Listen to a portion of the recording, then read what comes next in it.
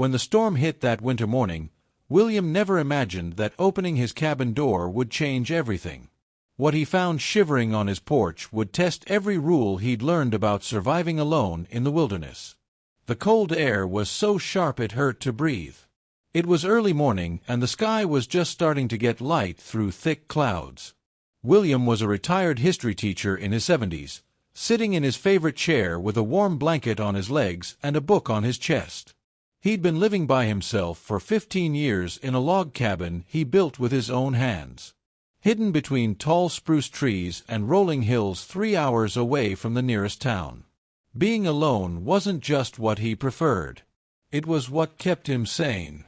He was about to fall asleep again when he heard something strange. A weak, urgent sound that wasn't like the wind blowing through the trees. He opened one eye, then slowly got up and walked to the door, feeling the cold coming in through every crack. He opened the door carefully, squinting against the pale light and bitter wind. There on his porch was a baby bobcat, shivering and no bigger than a house cat, with frost covering its fur and ears pressed flat against its tiny head. It wasn't making any noise now, just sitting there shaking. William stared, his heart beating fast in his chest. He knew he shouldn't mess with wild animals, but this little one looked almost frozen to death, all alone and ready to collapse. He stood there for a moment, not sure what to do. Then the cub wobbled and almost fell over, and his instincts took over. He opened the door wider and stepped to the side. The little animal hesitated, then stumbled forward on numb paws. As it came inside, William saw movement in the snow beyond his porch. Another cub. This one was barely crawling, dragging itself slowly through the deep snow like each step was costing it everything. "Oh, damn!" William whispered under his breath, grabbed his coat and gloves, and went toward the second cub. It collapsed right before he got to it. With gentle hands, he picked it up, surprised by how light and fragile it felt. He turned back into the warm cabin. Closing the door tightly behind him, he brought both cubs into the back room where his old wood stove was crackling. He put towels on the floor, wrapped the cubs up, and started gently rubbing warmth back into their little bodies. One made a soft whimpering sound.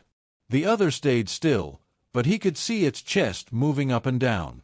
He stayed with them, speaking softly, watching their breathing and putting out small bowls of water. The room got warmer as the hours passed, and William barely left their side. He changed the towels when they got wet from melting snow and body heat, refilled the water when tiny tongues touched the edges. He moved slowly and gently, as if any loud movement might scare the life out of them. Their eyes were still cloudy with exhaustion, but one of them, the smaller one, started moving closer to the fire. It didn't seem scared of him anymore. In fact, when William put his hand near it, leaned its tiny head into his palm for a second before falling asleep again. It wasn't until the middle of the day that he let himself relax. The cubs were alive. One had started to move around, crawling weakly toward the warmth of the fire. The other blinked slowly, eyes glassy but aware. William watched them from a few feet away, drinking hot tea. He wondered where their mother was. He also wondered if he had just made a mistake that would bring nature's anger right through his walls. He didn't have to wonder for long.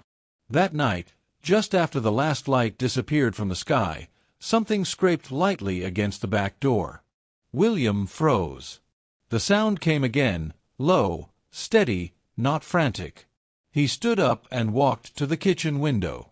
What he saw made his blood run colder than the weather ever could. A full-grown bobcat stood outside. Her coat covered with snow, her body thin and shaking. Her eyes caught the moonlight and glowed gold. She looked straight at the cabin, ears alert, body low and tense. William didn't move. Slowly, he cracked open the back door. The wind whistled through. The bobcat didn't growl or come forward. She stood perfectly still, as if waiting. He backed away, leaving the door slightly open. From the side room, the cubs made a few soft crying sounds. Within seconds, the mother moved, graceful and silent. She walked through the door and straight into the room where her babies were. William watched from the hallway as she curled around them, nuzzling and licking their heads. They responded right away, crawling into her warmth. He felt his chest tighten, not with fear, but with something much more fragile, a kind of wonder. She hadn't attacked. She hadn't run away. She had trusted him just enough to follow the scent of her cubs into a human space. He wondered what desperation must have driven her to allow that. He closed the door gently, not wanting to disturb them. The next morning, William put a few strips of leftover caribou meat on a ceramic plate just outside the bedroom door. He didn't know if she would eat it, but he knew hunting would be hard with the snow waist-deep and covered with ice. Hours later, when he came back, the plate was empty. The water bowl, too. The storm got worse that afternoon. Wind howled through the trees like a warning, and snow hit the windows with relentless force. William stayed inside, taking care of the fire, drinking tea, and listening to the occasional rustling or chirping from the side room. Once he heard a soft growl, not angry, but protective. It made him smile. For 3 days, he lived in that pattern. Quiet footsteps, fresh food and water, and a careful balance of being there and staying away. By the second night, something subtle had changed. When William came to put food near the doorway, the mother bobcat no longer moved away. She watched him, her golden eyes steady, her body relaxed, but still alert. When he whispered, she flicked an ear. When he stayed a moment longer, she didn't show her teeth. There was understanding in her look. Maybe not trust, but a truce. He wondered what the cubs thought of him. Whether they remembered his hands warming their frozen bodies, whether the memory lived in them, wild and small as they were. Snow piled high against the cabin walls, burying the porch steps completely. The world outside disappeared into a white blur. But inside, there was warmth, life, and an unexpected feeling of connection. William found himself listening for their breathing at night. The soft scratching of claws against wood. The faint sound of purring. Yes, purring from one of the cubs as it snuggled closer to its mother. He didn't sleep much, not because he was worried, but because he didn't want to miss anything. On the 4th morning, the sky opened in a blinding blue, and silence covered the wilderness. The storm had passed.